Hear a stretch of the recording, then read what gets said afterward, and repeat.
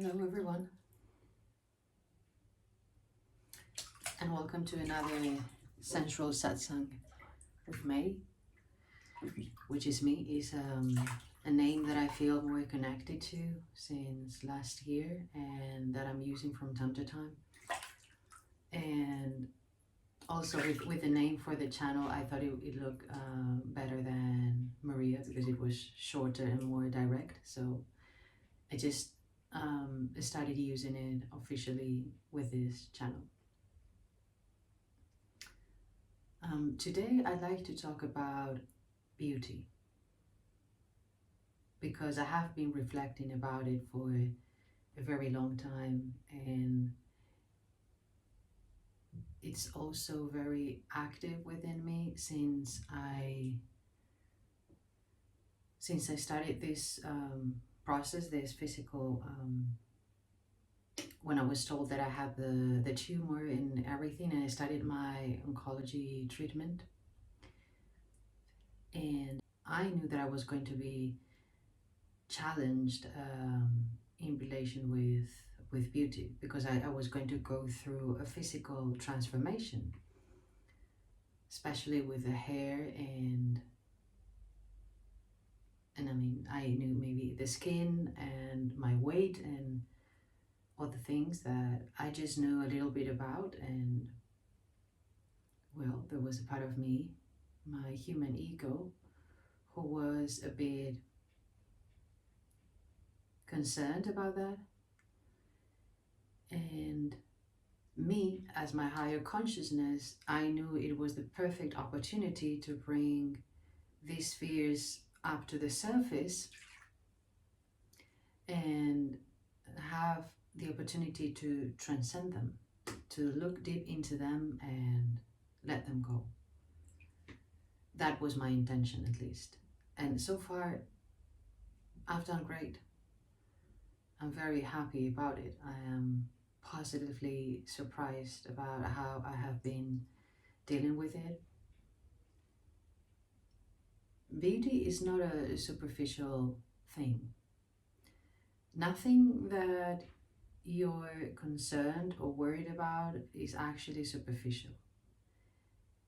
It is, from my perspective and experience, and for everything that I have been observing in the human being, psychologically and emotionally and energetically, it is as important as it is insignificant. But it's not superficial because society says so nowadays. And now people who are intellectual are considered higher from those who find their bodies and the way they look more important.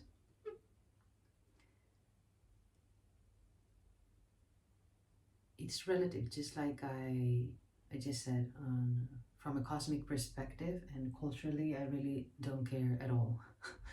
Anything that society in general believes to be important or unimportant. So if your ego is worried about or concerned about beauty, your life is going to be revolved to some extent around that. But you are not less of a profound person compared to someone who is concerned, worried, or obsessed with intelligence, with knowledge, and with anything doing with their intellect. So we are all conditioned, except for those who are enlightened. We're all conditioned by our human egos. What we normally have identify as a priority during childhood and our energetic tendencies before we were born, that were already there biologically, we're all conditioned in so many levels. I'm not sure which one is more relevant actually. If our imprints from energetic imprints from previous lives, or our biological conditioning, all the information that is gathered in our cells, in our DNA, or our experiences as children on this planet with our current character. Either way, we're conditioned in so many ways. Your ego is going to fixate on several things.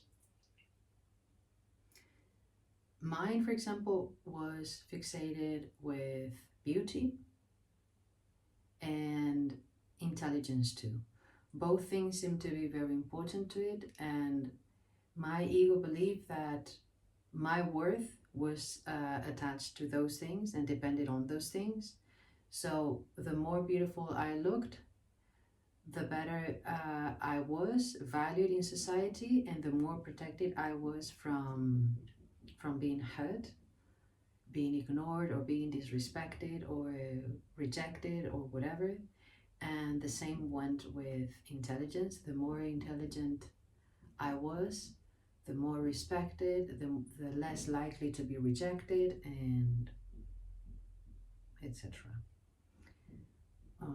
It took me many years to realize that I had a subconscious program that was running 24/7 regarding those things.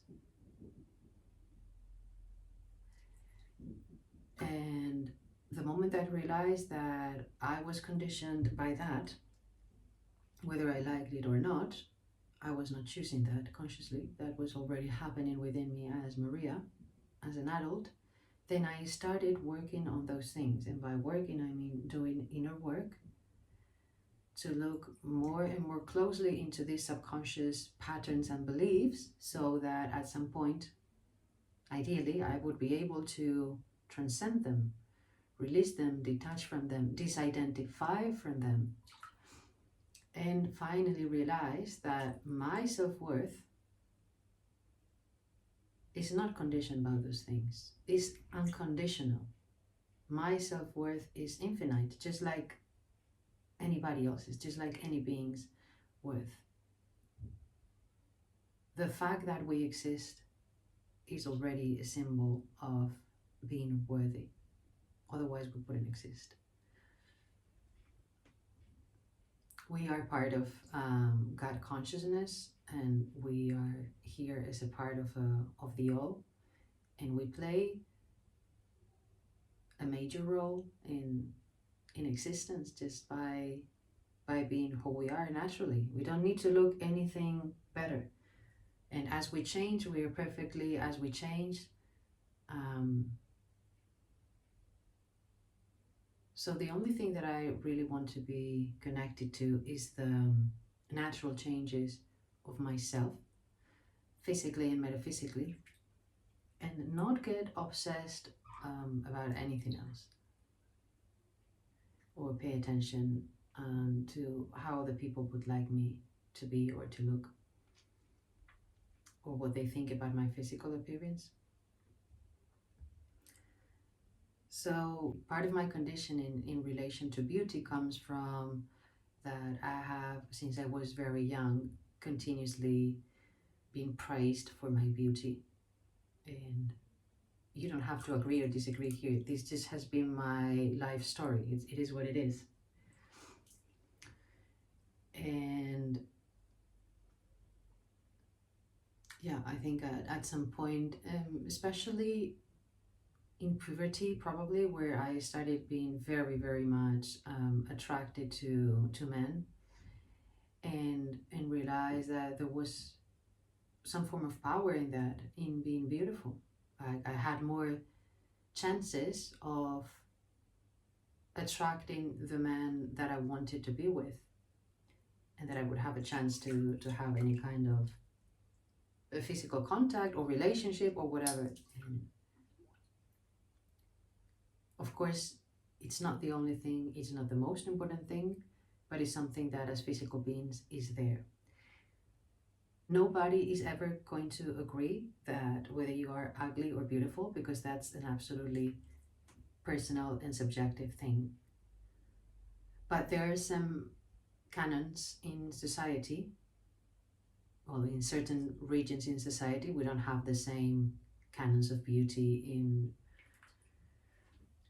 in the Western, Northwestern hemisphere and Asia or Africa. There are, I wouldn't know how many different canons, but I know that at least a few, they are considerably different as to what we think of someone as sexually attractive.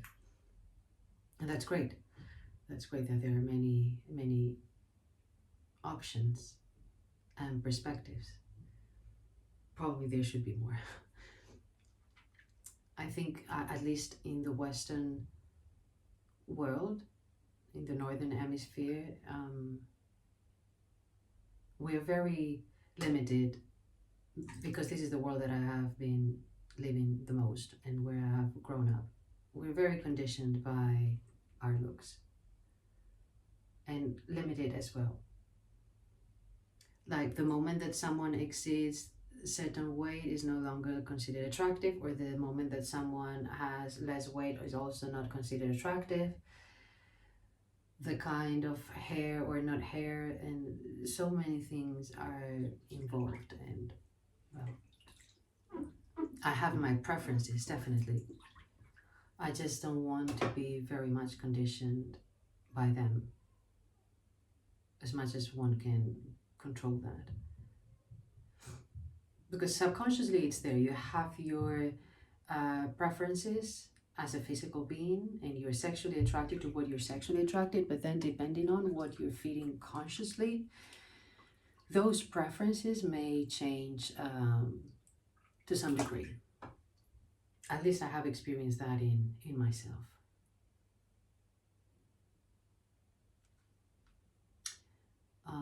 One clear preference for me, for example, in men, I like men who are tall and bigger than me in terms of weight. And I have been with men who are not very big or tall, and in the end, it doesn't feel as attractive to me. And there's nothing I can do about it. It's just like I cannot force myself to say, yes, I love men who are short. Men who are short are as wonderful as men who are tall. It's just not my sexual preference. That's it. Just like I can't force myself to love artichokes because I don't like them. And that's it. As a physical being, I have my preferences. It may change with time, it may not change at all. It is what it is. I totally accept that I have my preferences, and I totally accept that other people have their preferences. It's none of my business what people prefer or don't prefer. And it shouldn't be anybody's business is what other people prefer. Nowadays it feels like you can't say that you prefer anything because then you are offending or leaving someone behind, and it has nothing to do with that. Of course you can prefer whatever you want to prefer as long as you don't disrespect or diminish what you don't naturally prefer, either to get intimate with or to consume, to eat, or to wear, or whatever. And going back to the beginning of my talk today is that probably my concept of beauty has changed this year. Since last year, I was already experiencing a beauty within me that went beyond my physical self, definitely. And I started experiencing myself deeply, probably for the first time in my life, as a very, very beautiful human being. And it was much more connected to the inside than the outside. And now that I'm probably looking my worst,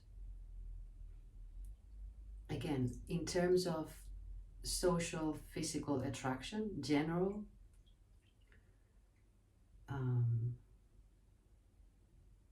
I still find myself so beautiful. have not been ashamed at all of my hair falling down in my head and in my eyebrows and my eyelids, and I'm thinner than usual. I have no muscle.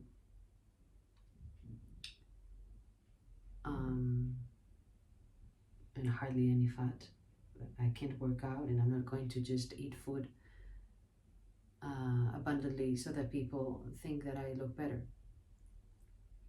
Because some people, they still have this tendency to comment on other people's physical bodies, which I don't think is a good idea, unless you are saying something very positive, that it really comes from you as paying a compliment, like, oh my God, I really like the way you look today, whatever it is, in the clothes that you're wearing, and or your face, how your face is looking that day, your glance, though, or your weight, or your shape, whatever. If you really find something attractive in someone, I'm all in expressing that. I think it's very important that we do that. Whereas when I don't like something or don't find something attractive, according to me, I don't say anything. Why would I? How is that going to help the other person? Or that's a good question. Am I creating any beauty in the world by saying something that is not positive about someone's physical appearance? Maybe it's their clothes and they could change their clothes, but if it is their bodies and they can change their bodies, why would I make a comment or a remark that is not really constructive? And we really need to look to stop and really have a conversation with ourselves about how many times we say things that are not actually relevant, or that could be offensive, or that, like, nobody asked me my opinion. Why do I think that I have to give my opinion all the time? And this is clear when you go into social media. Instagram is the one that I use the most. I am starting to ban myself from reading the comments anymore. Apart from using the app too much,